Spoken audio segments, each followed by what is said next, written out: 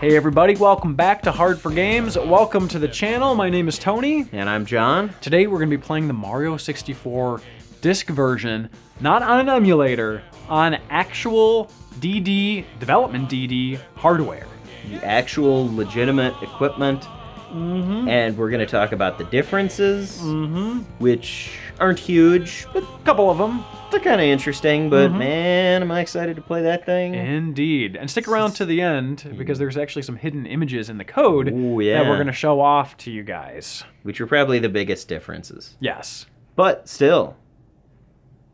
Blue Disc. Yeah. If you want to find out how we were able to write a game, with the help of Luigi Blood, of course, to a Blue Disc, check out the video above. We're also going to put a video in the description below. We covered everything in our last episode.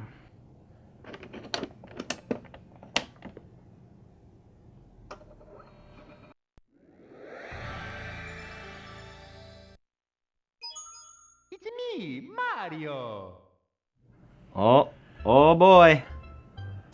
That is... that's just kind of rough. Like, you expect the, it's me, Mario, and the head to pop up, Yeah. but instead it's like, I also like how the colors are kind of just like... Flat. Did Google make this? Yeah. If you've seen our Mario 64 beta questing episode, then you'll know that that's actually the same menu as the debug menu. You can go in, input a code, and go into the debug menu. And it's thought that that Super Mario sort of font, the lack of 3D, the lack of like really vibrancy, is just kind of a beta version of the title screen. Yeah. Oh. Let's go ahead and start a new game. So Wow. of course, this is the Japanese version of Mario 64. So there are some differences that are sort of, as I would call, like artificial. Like they're just differences between the US and the Japanese version. Yeah. One of the differences, so for example, is that in the US version, the international version, every red coin you get, it changes the pitch. So it's like kind of progressive.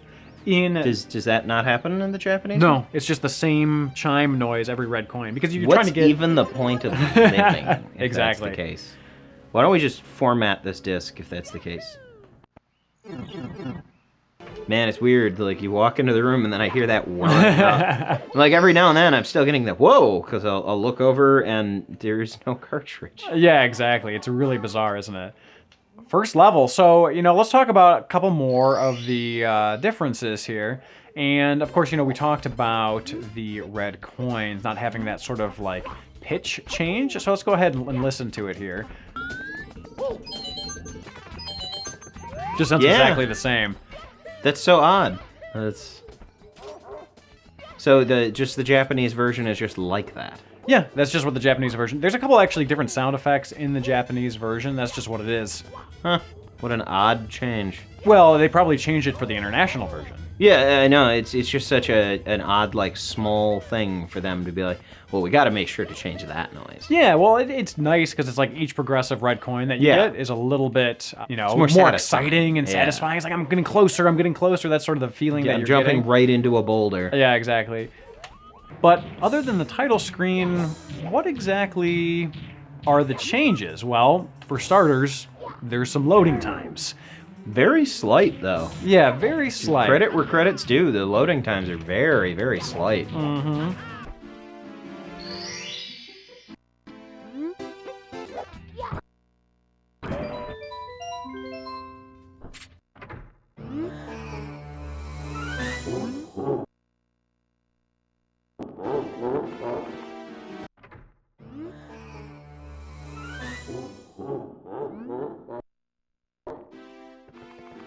So a lot of people that talk about this game talk about how it sounds better or that it sounds different. And it definitely does sound different, but it's not necessarily an enhanced version of the audio, necessarily. So basically, the programmer that put this on the disc just used a revised version of the sound engine. Oh, okay. When compared to the original cart. So it's just a software that's been swapped around a little bit. Basically. Not a big retooling. No, but it does definitely sound different, and some people actually prefer the disc version. What is your opinion of those people? I actually like some songs on the disc version better. To me, the sound tends to be a little bit richer on a couple of tracks.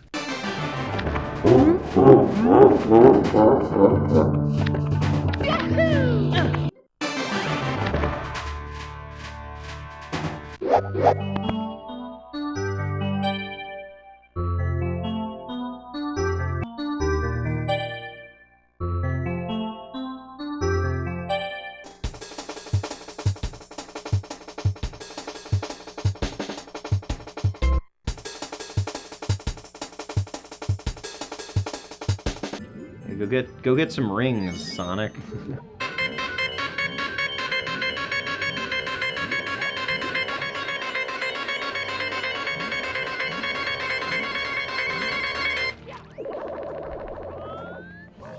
Oh, So it's 1. 1, It's been a long time since I played this. 2. I think it's the one on the right now. Yeah. Yeah, I still got it. Little load time there. Yeah. Oh, hang on, Tony. Oh.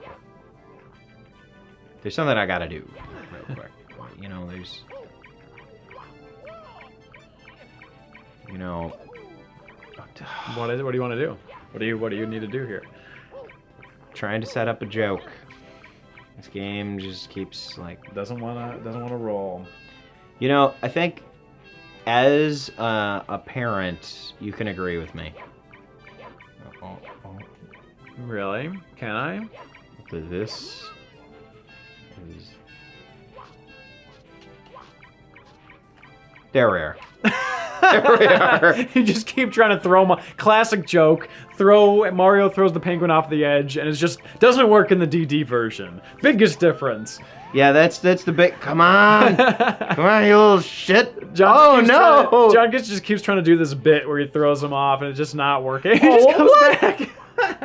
Yeah. All right, so we just got our 8th star, and we're gonna go face Koopa for the first time, or Bowser.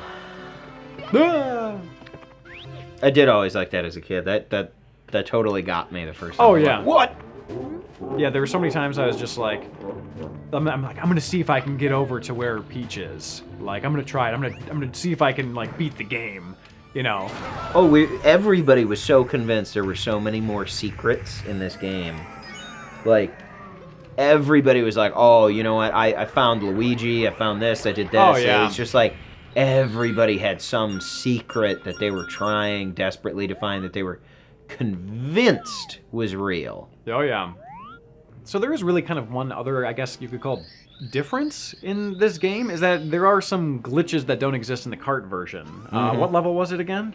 So apparently the area transitions in Tiny Huge Island, when you go in to fight Sir Wiggleston, apparently it just crashes there. Okay. So basically the game just crashes, and our understanding as to the reason why, based on talking to Luigi Blood, is that it was just very haphazardly programmed and slapped onto the disc.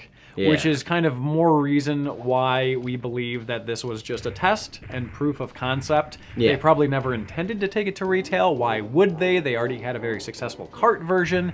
It was probably just to test load times, is the best guess that he gave us. And if you were demoing this to some like software people who come over to Nintendo, they're not going to be like, I want to sit here and play 5.5 hours of this game straight. To get to that part. To get to that one part, so they're probably like, fuck it, what's the point? Yeah, exactly. It crashes somewhere down the line. They'll never get that far anyways in testing, whatever. It's like the old cheap game trick where some of those games didn't have further levels. They'd claim it had like 15 levels, but it was impossible to get past 4. Yeah, exactly. Yeah. Yeah, so basically that's the only other real difference. However, there are actually some weird pictures in the code.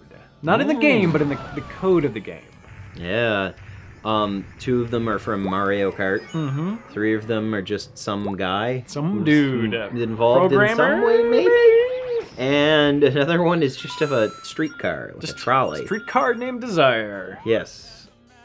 Thank you very much, everybody, for watching. Thank you to Andrew for letting us borrow this blue disc. Thank you to Luigi Blood for getting this technically set up for us. We definitely really appreciate it. And thank you for hitting that notification button, guys, and we'll see you guys next time.